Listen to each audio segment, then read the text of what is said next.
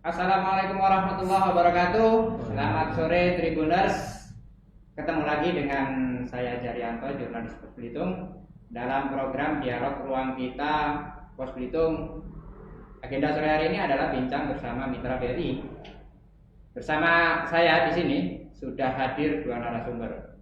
Pertama tentu saja dari pihak BRI. Ini adalah Mantri. Namanya saya perkenalkan langsung. Di sebelah kiri saya adalah Bang Arif Hidayat Budiawan, panjang namanya ya kan. Ini dari Bang BRI, Mantri Unit BRI Unit Simpang Membalong ya kan. Kemudian di depan saya itu Nenek Rubia, panggilannya Nek Bayut ya. Simple ya kan, nggak panjang-panjang. Bang Arif panjang. Nah, kami nanti akan berbincang dengan beliau berdua ini. Utamanya adalah bagaimana membangun usaha, kemudian dari Bank BRI bagaimana menjalin kemitraan, kemudian program-program apa saja yang akan disampaikan oleh Bang Arif nanti. Selamat sore, Bang Arif, Nek Bayut. Sore. Selamat datang di kantor Pos Belitung. Ya, kita sore hari ini akan berbincang mengenai usaha yang digeluti oleh Nek Bayut ya. Nah, sebelum kita nanti bagaimana dari pihak BRI menjadi nasabah juga nanti diceritakan. Oke. Sebelum kita ngobrol banyak nih, Nek Bayut. Nah, menggeluti usaha, apalagi sudah lama. Ini kan Tribuners, beliau ini macam-macam ternyata. Usahanya itu tidak satu. Kemudian berjualannya pun keliling, antar kemana-mana, siapa yang pesan diantar, ya kan. Jadi apa saja yang ada di sini ya, yang beliau ini ada jualan juga namanya ada tape, ya kan. Ada pepes, ya kan. Ada apa ini namanya? Cenil. Iya. Warna-warni. Warna-warni kayak dawat itu. Ya. Nah, Nek Bayut, bisa diceritakan ini udah berapa lama sih berjualan seperti ini? Saya tuh berjualannya udah aku kira 20 tahun lebih. 20 tahunan. Nah, lebih dari 20 ya? tahun. Nah, oke. Awal mulanya jualan, menerima jualan, kemudian tercetus lebih baik jualan aja lah. Atau memang ada yang pesan, Nek, aku pesan ini dulu apa. Nah, kemudian yang itu berkembang dari mulut ke mulut gitu. Sambil jualan, ada orang yang pesan. Ya. Nah, pertama waktu tinggal di Kepayang itu jualan makan makanan pagi sambil jualan kue. Sampai orang yang pesan. Ada juga orang yang pesan. Setelah itu ke Perawas, aku kira dulunya kan tinggal di belakang. Tinggal di belakang itu pikirkan tidak ada orang yang mesan. Orang yang apa. Jadi bukan gitu. Buat pukis. Buat pukis ngantar di toko-toko, di rumah sekolah. Nitip. Nitip. Jadi setelah itu tahu-tahu ada orang yang mesan lontong, ada orang yang mesan lepat, ada orang yang ngajak masak. Itulah. Jadi tidak satu fokus masakan saja. Jadi apapun yang dipesan itu yang dijual. Iya. Kalau nggak ada yang pesan, gimana tuh? Maksudnya kalau nggak ada yang pesan, nanti apakah kita nanti terus diantar tetap? Misal nggak hari ini nggak ada yang bikin paes gitu. Nanti gimana? Hari ini ada jadwal paes, memberitahukan ke pelanggan itu kayak apa? Enggak, tiap buatlah walaupun tidak ada orang pesan pasti Tetap. buat. Tetap buat. Nanti ditawari sambil keliling gitu? Enggak. Sekarang kan di Pasar Manggis. Kalau dulu ayo keliling. Sebelum nanti kita bicara itu beliau ini nanti sebelum punya lapak. Ini punya lapaknya tuh baru ada di Pasar Manggis namanya, yang ada di Jalan Sipil itu pasar baru. Nanti kita cerita juga sama Bang Arif itu kondisinya soalnya. Nah, sebelum itu, maksudnya ketika berkeliling berjualan itu pelanggan memberitahukan pelanggan ini hari ini aku masak ini nak pesan ke, atau macam mana itu? Memberitahukannya itu. Kalau saya tuh cuman jualan gitu nitip. Kalau orang pesan gini, aku untuk undangan pesan 500 kue. Ada pesan yang 200 lontong. Gitu. Oke.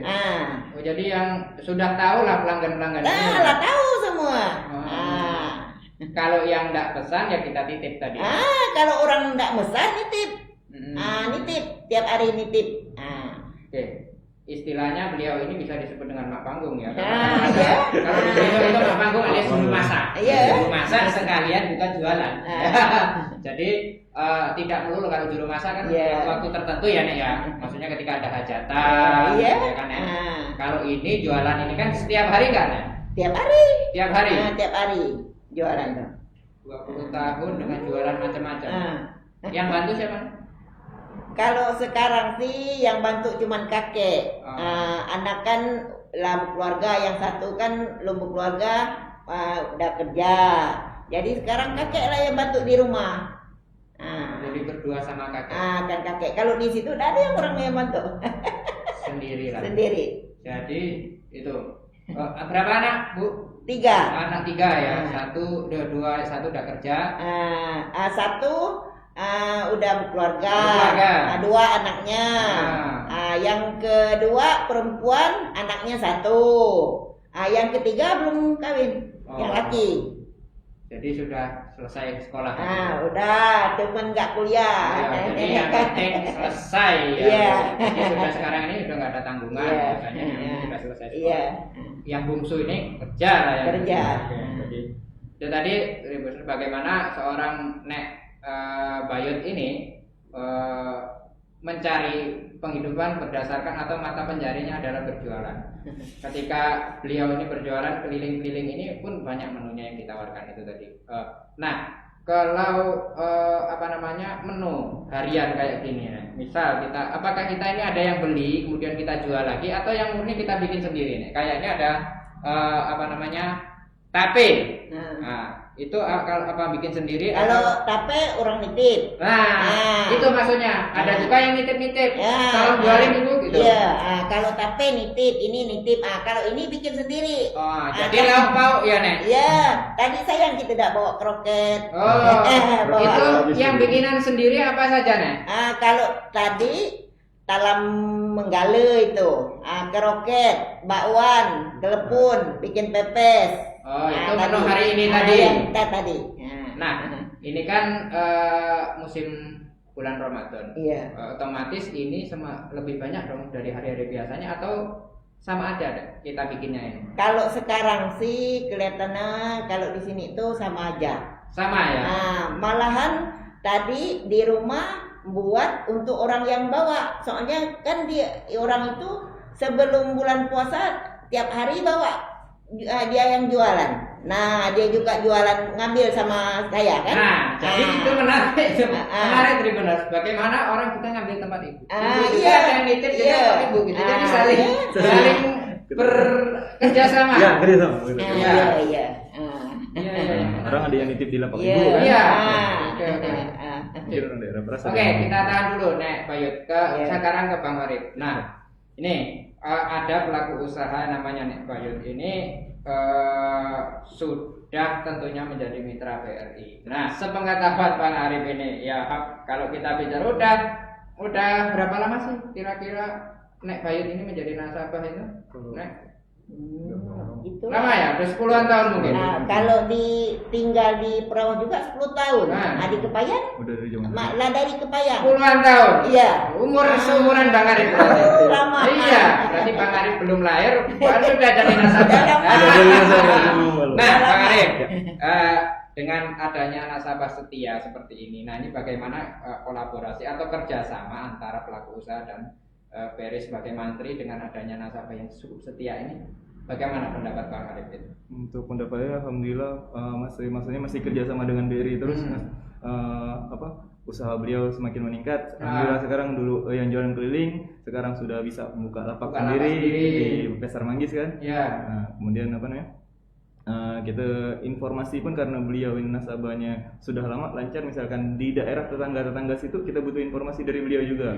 Misalkan siapa yang ada usaha ini. Kita minta informasi dari beliau. Informan juga ya. Karena beliau juga cukup sudah dipercaya di BRI gitu.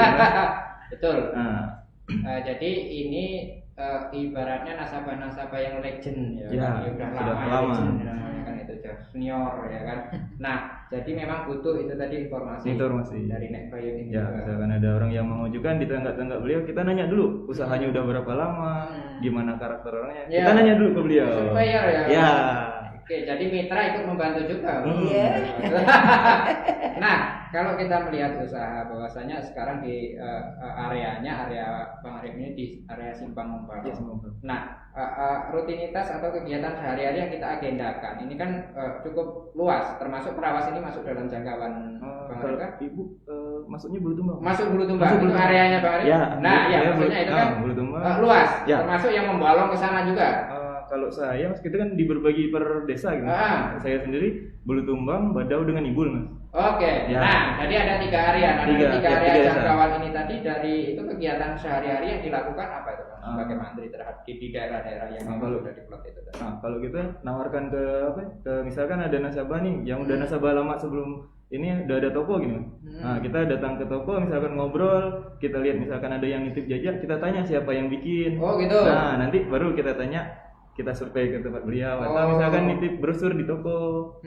Nah, jadi gitu itu upaya-upaya kita. Upayanya. Nah, sekarang mulai pendekatan ke pemerintah desa, Mas. Jadi kan udah dipegang. Jadi kita megang desa-desa gitu. Untuk informasi lebih ke desa biasanya. Jadi lebih data-data juga lebih cepat ya. Kita punya basis data itu. Oke. Nah, kalau dari tempat-tempat ini tadi yang memang sulit atau jangkauannya itu ada yang kesulitan nggak dari tiga lokasi yang menjadi area tanggung jawab? Kalau alhamdulillah sih saat ini lancar-lancar ya. Nggak ada persoalan, cuman ada mungkin agak kurang sih sekarang pengajuannya. Kita hanya yang harus terjun gitu. Kita yang harus jemput bola. Kalau misalkan nunggu nggak bisa. Jadi memang harus lebih aktif lagi. Ya. Itu kenapa kalau kita melihat sejak apakah karena dampak corona ini atau memang ada tren yang kemudian membuat usaha atau pelaku usaha itu menahan diri dulu atau bagaimana kalau melihat tren? Kalau saya melihat sekarang kebanyakan masyarakat agak nahan. Nahan ya. Kalau ada info nanti takut nggak kebayar. Gitu ya. Kayak gitu sih. Padahal kita sudah nawarkan untuk kurs mikro, super mikro juga. Oke, jadi memang artinya di era pandemi seperti ini memang pengajuan untuk program-program kur maupun program yang lain itu untuk saat ini untuk di daerah area itu areanya Bang Arif ini ada menurun ya. Agak menurun. Nah, jadi kita jemput bola, nanti kita sosialisasi gitu, Mas. Biar orangnya percaya ke kita gitu kan. Oke. Ya, itu jadi memang sekarang ini kondisinya memang masih pandemi, memang kalau trennya itu tadi menurun ya mungkin itu tadi beberapa faktor yang memang usaha itu ada yang stabil, ada yang terdampak juga gitu ya. Nah, kembali ke Nek Bayu. Ini usaha ya kan. Kalau kita sebutkan tadi ada tren penurunan di dalam itu, kalau dari seginya usaha Nek Bayu sendiri kalau melihat ini di masa Covid kayak gini Nek, itu ada nggak sih pengaruhnya terhadap usaha Nek Bayut ini gitu? Kalau bagi saya sih memang enggak. Nah, soalnya gimana, selama kami yang kemarin, yang ngajukan yang kemarin, kan semua kan yang orang itu kan di apa itu Pak Arif yang untuk ngajukan itu kan kan bayarnya yang penangguhan. Penangguhan juga. Kalau Nek Bayut enggak Nek Bayut. Bayar seperti biasa ya. Lancar. Okay. Biasa aja Nek Bayut. Bayarnya. Jadi sempat ada juga ya Bang Arif nawar kira-kira Nek Bayut keberatan atau enggak itu kemudian ada yang mengajukan penangguhan untuk cicilan. Nah, kita lihat misalkan pembayarannya misalkan gini Mas, kita misalkan untuk bulan ini pembayarannya di tanggal 5 nih. Udah di tanggal 7 atau tanggal 8 belum bayar, track recordnya biasanya lancar, kita telepon Mas. Kasih toleransi. Ya, kita telepon dulu. Pak, siapa untuk pembayarannya misalkan memang ada terdampak Covid, biasanya kita tawarkan untuk penangguhan. Biasanya kita yang survei. Kita yang nawarkan juga. Kita survei nanti ngobrol misalkan kita mau penangguhan Pak untuk pembayaran untuk sementara pembayaran bunga saja misalkan. Oke. Jadi itu termasuk tadi kemudahan dari pihak BRI, Ya. terus kemudian bagaimana kita juga harus itu tadi menanyakan juga Ya, kondisinya. kita Ya. menanyakan. Misalkan dia kan udah lancar tiap bulannya, misalkan tanggal 5 nggak pernah telat gitu. Kan kadang-kadang tanggal 7 atau tanggal 8 belum bayar, kita kan kok gini ya. Jadi kita telepon. Betul itu. Nah, kalau Nek Bayu tadi tidak terdampak, artinya usaha kuliner ini, usaha jajak makanan dan lain sebagainya ini tetap stabil ya Nek ya. Iya. Kalau kita produksi rata-rata per hari itu berapa banyak sih Dek? Ini Nek, misal kroket itu 100 atau fries itu berapa banyak kita biasa bikin per hari gitu? Kalau kita bikin kroket ini semenjak pas lah di Pasar Manggis. Kalau waktu di rumah cuman bikin, kalau kita saya bilang itu kue pancong kan, kalau sini kan pukis kan. Kue pancong. Jadi kalau per hari itu sekitar 500 bikinnya. 500 biji. Bikinnya. Itu untuk kue pancong aja. Kue pancong. Jadi kalau ini tuh sekarang semenjak netap di sini, baru bikin kroket, pepes, kukus menggale. Semenjak lah di sini. Tapi masih pancongnya jalan terus. Pagi. Pancongnya jalan, maksudnya itulah yang menjadi kue andalan ya. Iya. Andalan. Andalannya itulah kan. Kalau yang lain ini tambahan-tambahan gitu nih. Di situlah Pak dulu waktu anak aku masih sekolah dari SMP sampai ke SMA, aku kasih dari Kepayang ke Perawah 50 ekor sehari. Dia yang nitip. Dia yang bawa. Dia yang nitip di jadi dekat rumah. anak ini sambil sekolah berangkat. Dia nitip. Iya, dia nitip. Itulah untuk di sekolah sampai tamat SMA. Ini yang anak pertama atau yang? Iya, anak pertama. Anak pertama itu anak ya. pertama ya. Cewek atau cowok? Cowok. Anak cowok. Membantu orang tuanya bagaimana mata pencariannya ini adalah jualan jajak sambil berangkat sekolah itu ya Nek ya? Iya, sekolah. Sambil berangkat sekolah bawain jajak untuk dititipkan kan gitu. Nitip. Nitip dia. Nitip 50 biji sehari nitip. Jadi itulah untuk di sekolah. Tinggalnya di rumah. Kalau kami sih umat saudara, om lagi tuh paman gitu. Itulah ditinggal di situ 6 tahun, selama 6 tahun kan? Dari SMP 5 ke SMA sampai selesai. Jadi 50. Itulah untuk di sekolah. Bayar sekolah. Dia sekolah. Luar biasa. Iya Pak. Karena memang mata pencarian ini itulah. Sementara kakek juga. Kakek dulunya tuh cuman kerja di pelabuhan. Kerja di pelabuhan itulah. Jadi sambilan kan nolong buat kue. Jadi sekarang ini setelah tidak kerja tetap ya itulah. Sekarang pas lah pindah ke Perawas, dulunya ada ngurus sawit pribadi. Sawit pribadi. Setelah itu sawit itu dibeli dari Robin Mas. Jadi kakek diajak kerja. Diajak kerja di situ di kontrak gitu. Jadi sampai sekarang kakek tuh masih kerja. Masih dipakai kan? Artinya tidak melulu bahwasanya kakek juga masih masih dipakai. Karena kakek kan orang berjasa kan di sawit itu. Mungkin karena lama di situ. Jadi sekarang itu masih dipakai. Sambil kerja ini sambil bantu bantu sekarang. Ke Bang Arif dulu nih. Nah, kalau kita melihat di daerah-daerah yang menjadi area kerjanya Bang Arif ini di 3 lokasi tadi, Bulutumbang sama mana tadi? Bulutumbang, Badau sama Ibul dan Ibul ya, desa Ibul itu. Nah, dari tiga lokasi ini prospeknya apa saja sih? Mata pencarian masyarakatnya itu mayoritas di sana itu apakah semua juga punya usaha atau berkebun atau seperti apa kalau kondisi mata pencarian masyarakat? Kalau misalkan di sana, kalau Ibul dengan Badau itu mas kebun saham, sayur, kemudian sawit juga, kelapa sawit pribadi ya. Milik pribadi. Iya, milik pribadi ada. Kemudian toko kelontong. Kemudian ada apa? Pembuatan kayak keripik. UMKM juga. UMKM juga. Ada ya. Ada. Oke, tapi mayoritas ya di pertanian tadi ya. Iya, pertanian. Sahan ya kalau Saham, kita. sawit, kemudian sayuran. Kalau yang di Tranibul itu sayur. Nah, kalau dari karakteristik atau masyarakatnya di sana ketika kita mereka ini kan kalau usaha tuh penghasilannya harian ya Nek ya. Maksudnya ketika jualan selesai. Tapi kalau beda tadi kalau perkebunan atau lahan pertanian itu musiman. Nah, bagaimana kemudian ini menjadi trik dari pihak Kang Arif sendiri selaku menteri mengakomodir mereka ini yang memang menjadi nasabah kan mereka harus bayar bulanan gitu kan.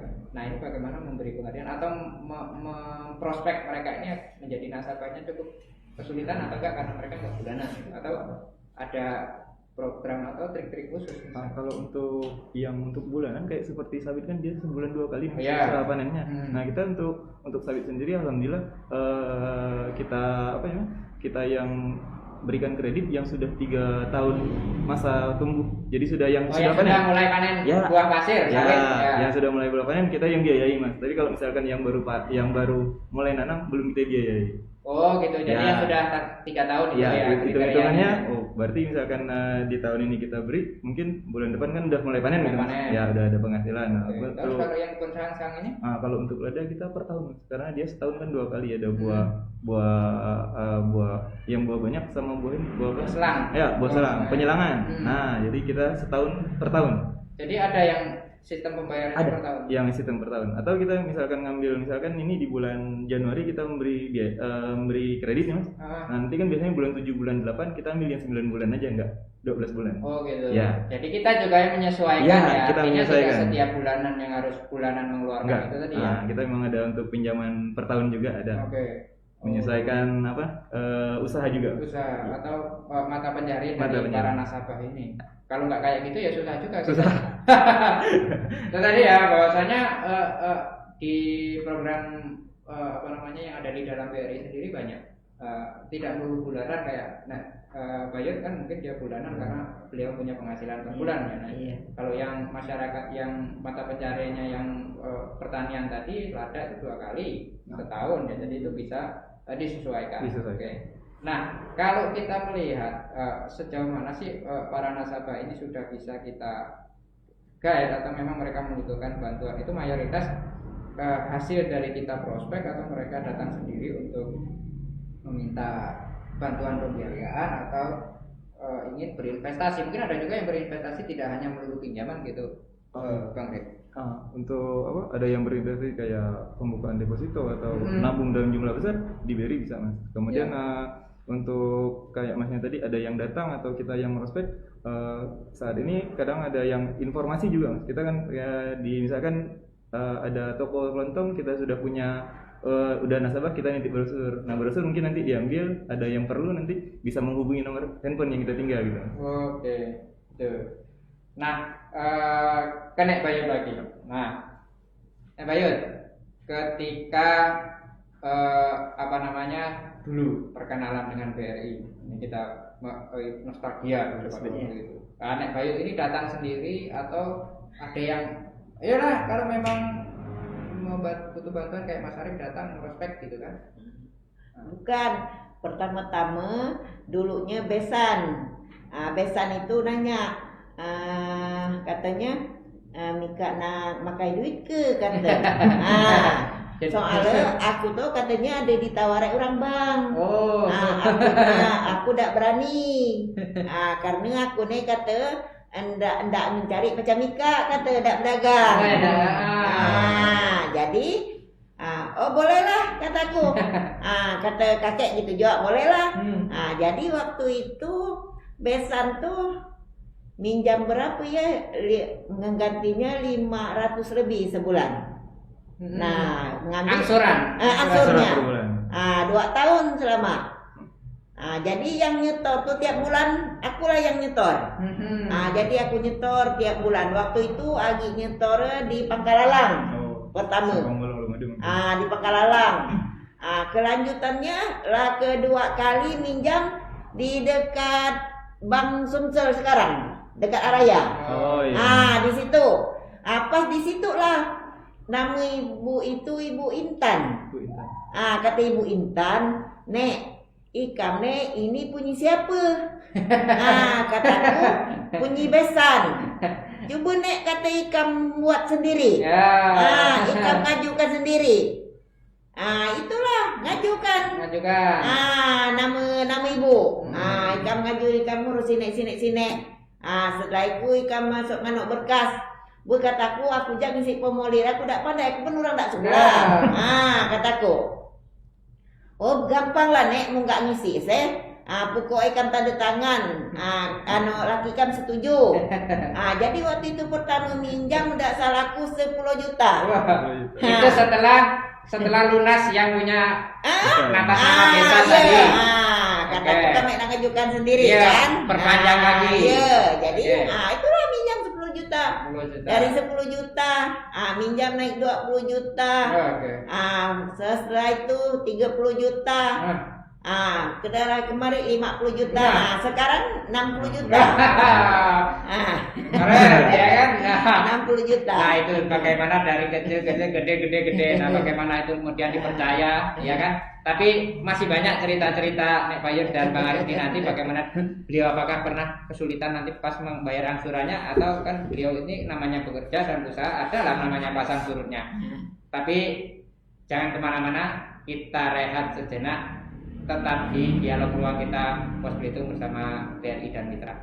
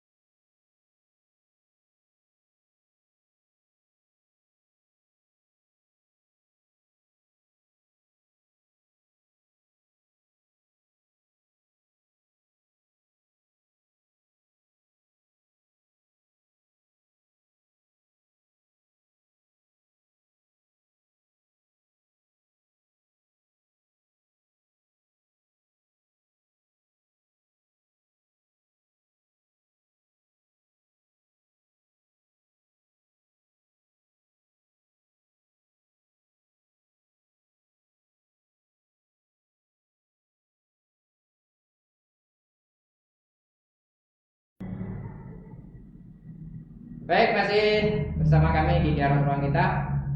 Sebelum kita rehat tadi, Nek Bayu cerita, ya kan, bagaimana awal mula menjadi nasabah BRI, ya kan, dari yang kecil menjadi sekarang gede, ya kan, pastinya dipercaya. Pak Arif, kalau kita melihat trennya dari Nek Bayu ini, berarti track recordnya is okay, ya kan? Ya. Nah itu bisa diceritakan dengan nasabah-nasabah yang setia, yang punya track record, yang memang kemudian itu menjadi mitra yang memang selalu digandeng atau selalu dijaga, itu bagaimana? Kita selalu gandeng, misalkan beliau ada nasabah yang memang nasabah lama kemudian lancar, beliau belum habis pinjaman, misalkan sudah jangka waktu 3 tahun, beliau sudah dapat pinjaman, kita tawarin. Ya. Nah, jadi kita berapa? 2 tahun? 2 tahun, misalkan 3 tahun pinjaman jalan 2 tahun nih. 2 tahun kita telepon atau kita kunjungan. Seharusnya kan memang kita per 3 bulan kunjungan kita nasabah, lihat usahanya berkembang atau enggak. Nah, nanti itu kita tawarin, Pak, mau tambah untuk modal atau investasi untuk beli tanah, kan dari pinjaman bisa untuk beli tanah juga, bukan cuma untuk di putaran usaha gitu, Mas. Nah, beli tanah atau untuk biaya pendidikan gitu. Nah, jadi kita memang selalu untuk nasabah-nasabah yang lancar kita gandeng terus, Mas.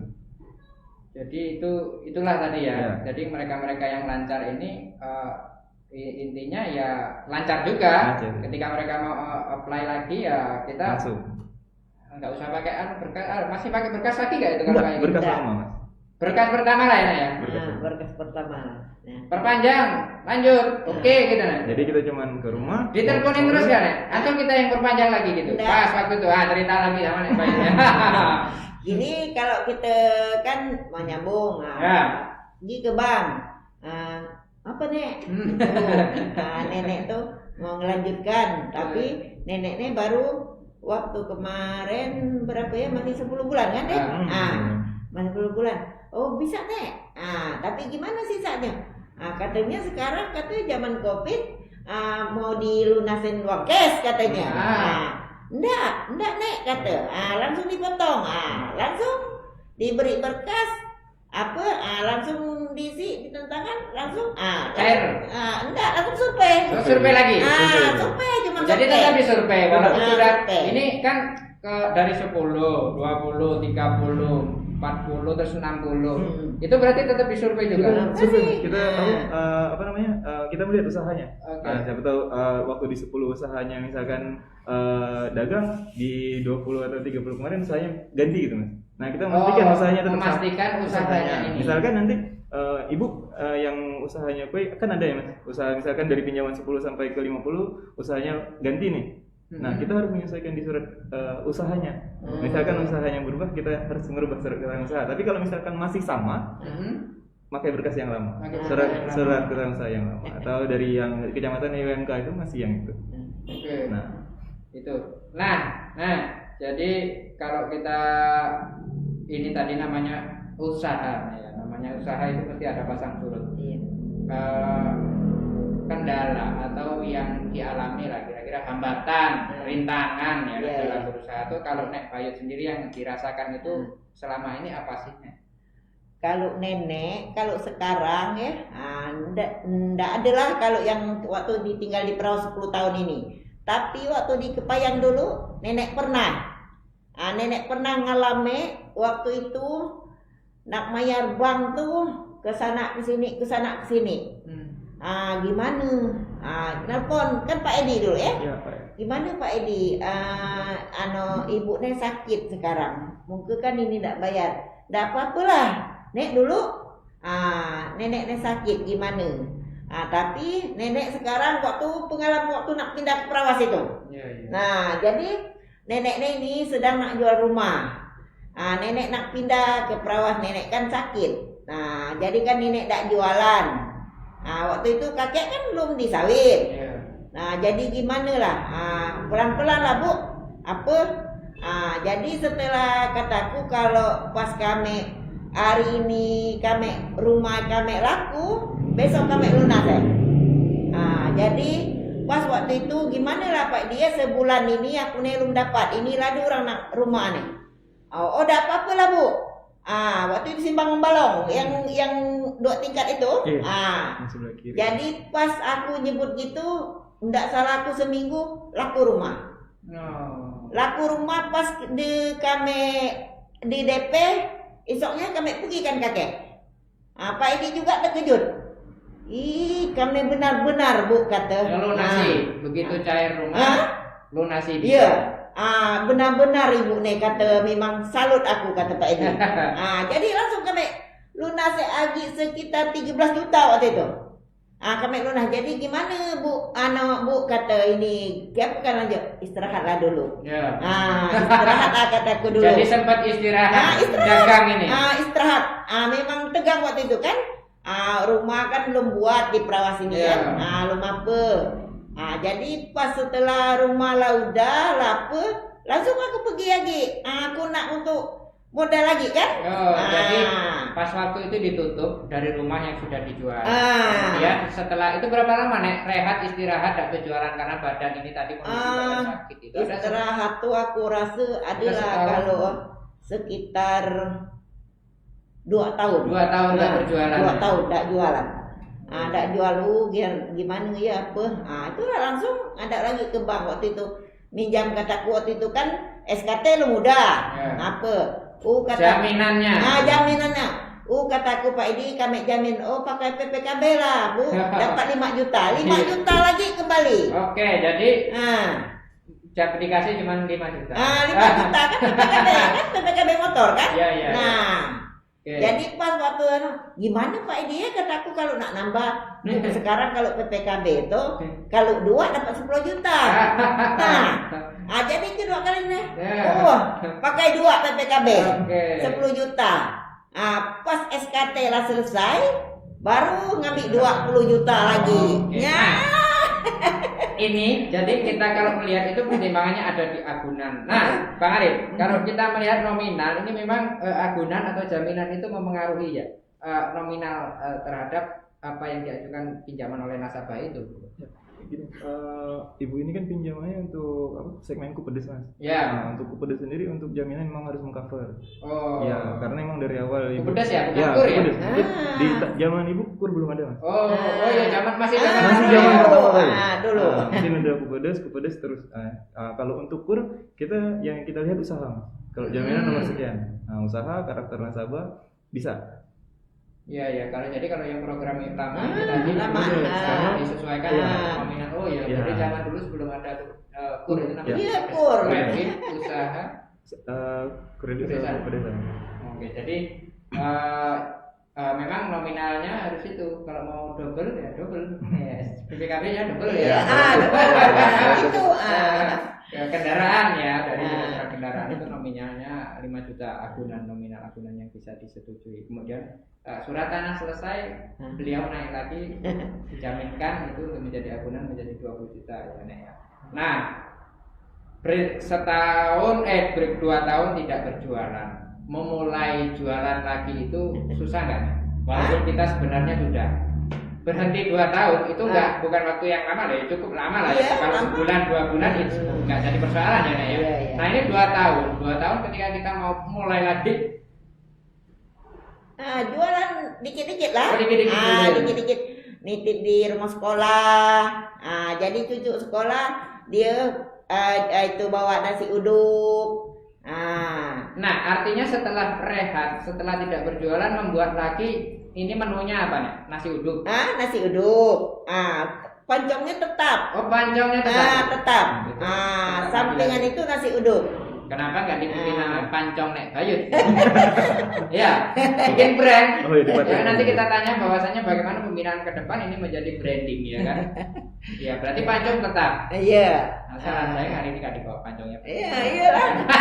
Sayang soalnya. Nah, sayang. Nasi uduk, kemudian Pancong tetap. Tetap. Itu yang kita pada waktu itu memulai usaha lagi. Mulai usaha. Jadi 2, kemudian nambah lagi. Nah, setelah itu nambah jualan pancongnya, tambah banyak gitu. Itulah. Nah, selain itu tadi selain yang dititipkan ada juga yang bawa, ada yang ngambil. Ada yang ngambil ada. Ambil ujung gitu ya istilahnya ya. Ada. Oke, jadi yang selama ini yang ngambil ke nenek ini untuk khusus Pancong ini ada berapa banyak? Ada berapa orang? Ada kadang-kadang sih ada 5 orang. 5. Kadang-kadang tapi kalau tidak jualan, kadang-kadang yang tetapnya 2 orang. Pasti ya. 2 orang. Yeah. Kalau bulan puasa ini sekarang 1 orang. Karena tidak mampu bikinnya. Bukan tidak laku jualan, tidak mampu bikinnya, tidak ada orang nolong. Karena puasa juga ya. Iya, puasa. Nah, itu perjuangan seorang ibu ya bagaimana bekerja berpuluh-puluh tahun menekuni usaha. Dan namanya usaha makanan itu enggak gampang ya Nek. Iya. Bangun jam berapa Nek? Bangun membuat menu makanan itu kalau kita mau cerita nih. Mulai bekerja. Jam 3. Jam 3 lah bangun. Nah, bangun langsung membikinkan 2 ekor loyang itu 24 isinya. Kan jadi kalau 10 kilo sekitar jam 6:30 selesainya. 10 kilo. 10 kilo. Itu kue pancong aja. Kue pancong. Belum yang lain. Tapi setelah di Pasar Manggis ini, pancongnya tidak terlalu banyak karena banyak menu lain. Jadi kita kurangin. Kurangin jadi. Jadi kalau semenjak di Pasar Manggis ini, itulah menunya. Bikin pepes, kukus menggale, lontong kuah ikan, pukisnya masih tetap, pancongnya, lainnya adalah kadang-kadang kue lain-lain gitu. Lepat ketan itu. Nah kan makin banyak ya Nek. Banyak. Makin ribet gak itu di rumah? Apa ribet? Apa enggak ribet? Soalnya kan enggak ada orang membantu. Itulah ribet. Kadang-kadang dipikir bangun lebih malam lagi Nek. Bangunnya lebih malam lagi jam 2 atau setengah 3 malam. Tapi enggak mampu sekarang. Soalnya kan lah udah tua, udah capek. Usia sudah 61 tahun kan.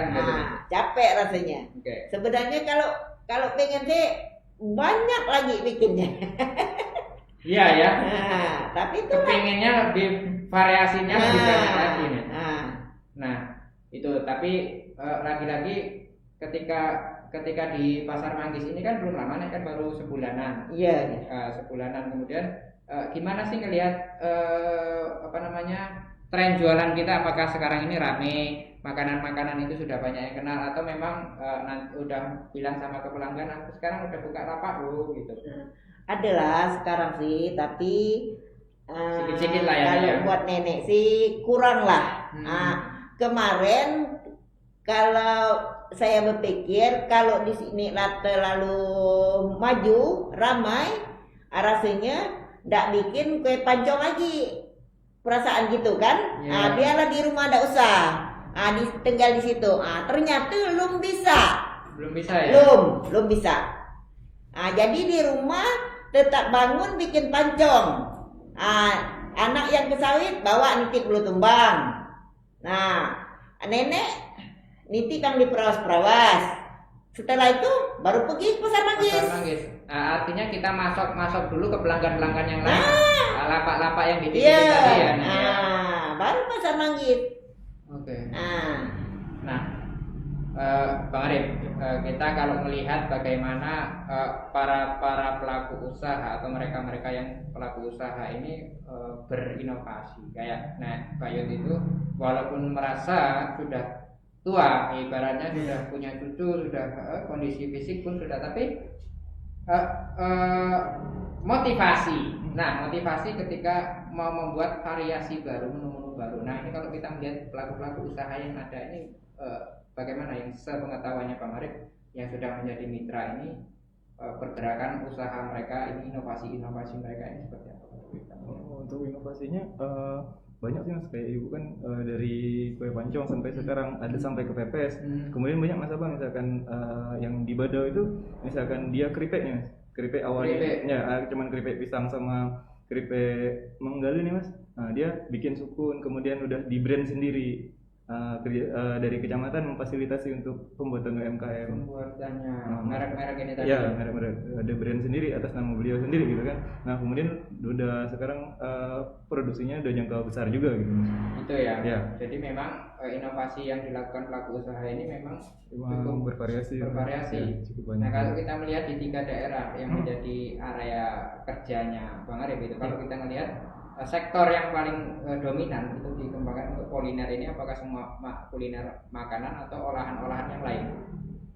Misal kayak saham ada yang olah juga selain menjadi dijual, atau juga yang mencoba untuk mengolah menjadi buah tangan atau oleh-oleh gitu.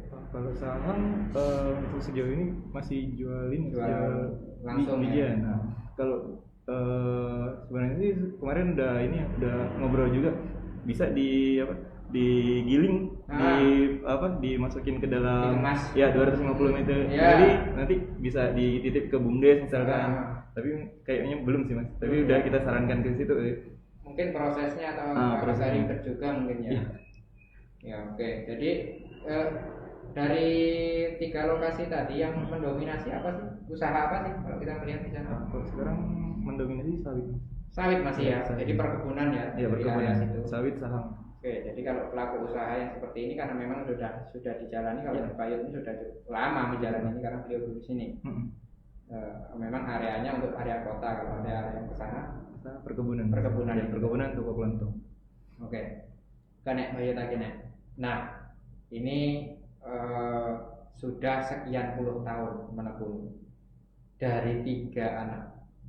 Ada nggak yang menurun bakatnya menjadi penjual atau pedagang? Nggak ada.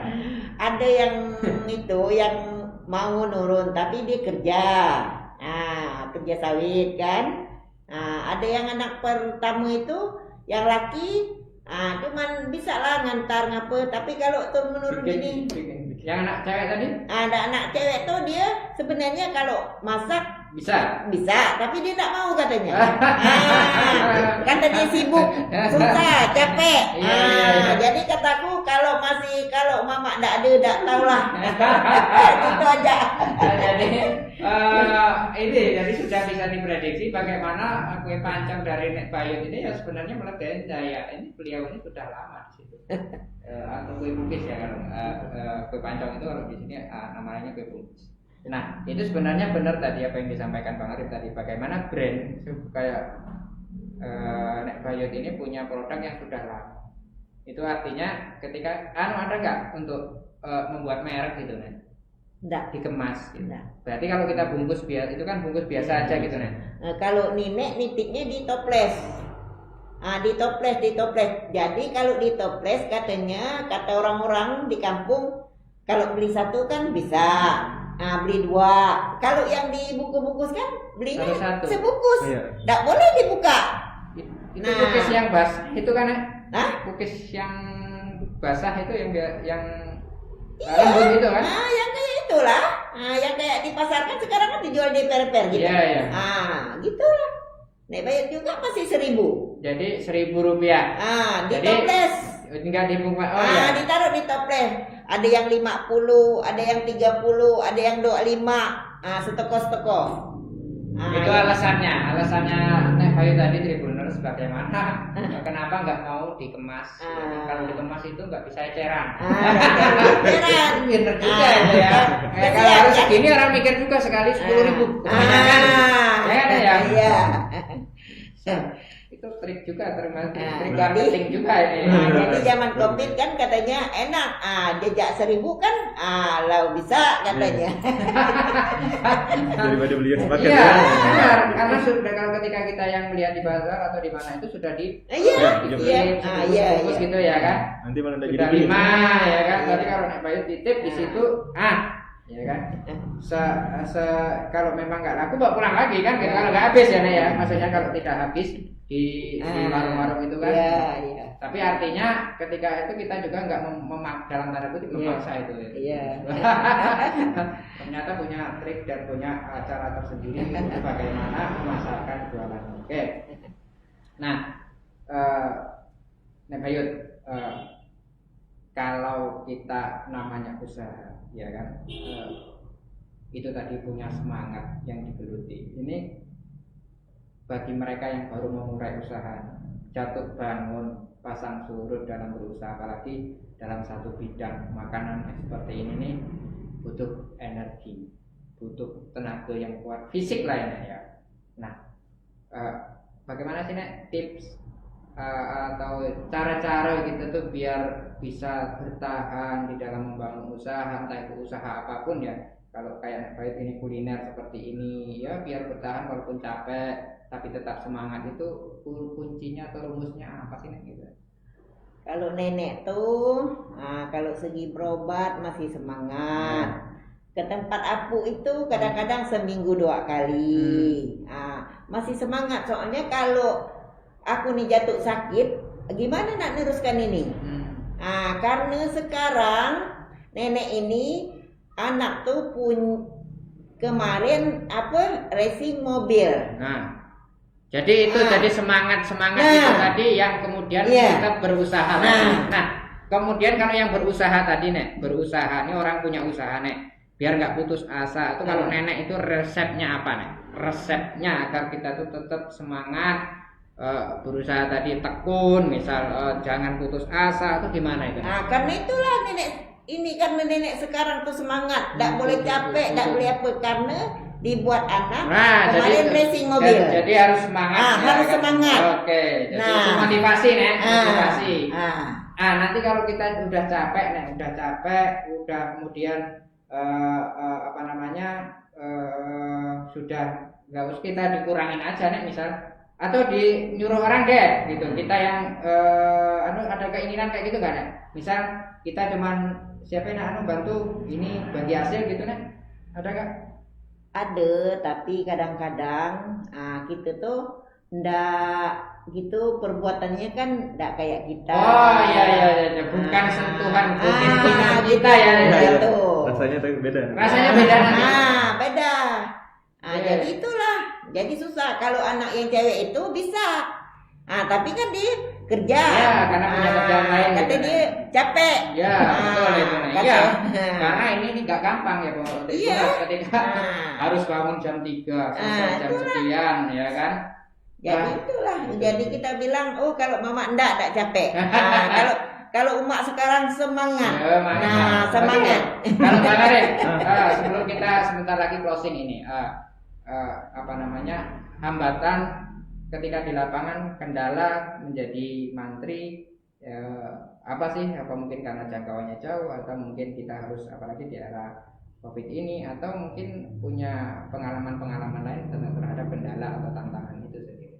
Kalau untuk jarak sih alhamdulillah masih lumayan dekat Mas. Ya. Kalau cuma di Ibul kan 15 menit sampai gitu Mas. Nah sekarang kendalanya mohon maaf nih kalau bagian ini kan udah nggak kota nih Mas, kayak Ibul ini kan nggak kota maksudnya Mas. Ya. Udah agak perkampungan lagi. Ya. Nah meyakinkan orang untuk pinjam itu agak susah Mas.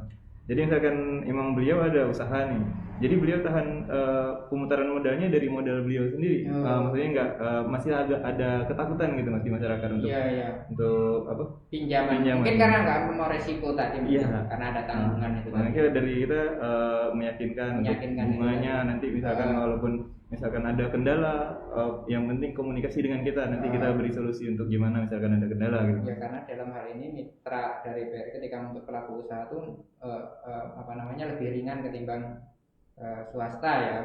Gitu, kalau bagi ada program kurang super mikro ini dan mikro dan lain sebagainya itu paling kecil bunganya. Ya, jadi itu tadi hambatannya. Oke. Sebelum kita close, ada saran masukan untuk Bang Arif untuk program-program dari BRI, silakan disampaikan. Untuk program dari BRI, masyarakat nggak harus takut untuk minjam di BRI. Sekarang ada program kur mikro dengan super mikro dengan bunga yang paling rendah. Misalkan nanti pun ada di saran, maksudnya kami pun inginnya lancar semua. Misalkan nanti ada kendala dalam usaha, yang penting komunikasi dengan kami petugas. Nah nanti kita kasih solusi untuk penangguhan atau perpanjangan jangka waktu gitu. Jadi jangan takut sama bank gitu. Sekarang kan untuk daerah-daerah sana masih agak ada takut gitu Mas. Maksudnya jangan takut untuk berhubungan dengan kami orang bank. Oke, itu cukup. Bidun, tentang semangat tadi ya kuncinya ya. Semangat. Jadi dalam berusaha itu tadi kuncinya dari Nek Bidun adalah tetap semangat ya kan. Ya, oke. Jadi ini obrolan kita tadi di dalam mitra dan dari pelaku usaha, bagaimana jatuh bangun membangun usaha, bagaimana juga pihak BRI meyakinkan membantu usaha-usaha dari pelaku usaha maupun masyarakat umumnya yang tidak di luar tidak usaha juga ada program-program dari BRI. Demikian program dialog ruang kita sore hari ini. Ketemu lagi di program yang sama dengan bahasan dan topik-topik yang menarik lainnya. Saya Jaryanto, jurnalis Pos Belitung, pamit undur diri. Assalamualaikum warahmatullahi wabarakatuh dan sampai jumpa